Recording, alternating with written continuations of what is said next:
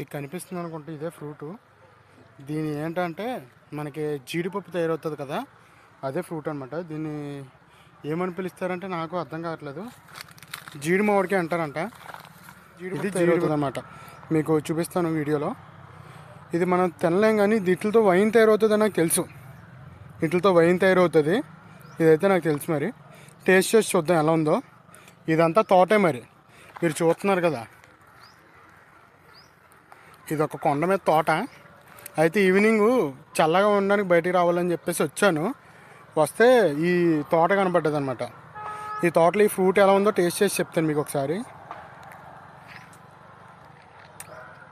అబ్బా, స్వీట్గా ఉంది ఫ్రూట్ అయితే, కానీ గొంతుకు పట్టేస్తుంది అనమాట. మనకు అలవాట్లేదు కదా ఫ్రూట్ వల్ల, అందుకు. మామూలుగా అయితే లేదు, ఫ్రూట్ అయితే చాలా స్వీట్గా అయితే ఉంది.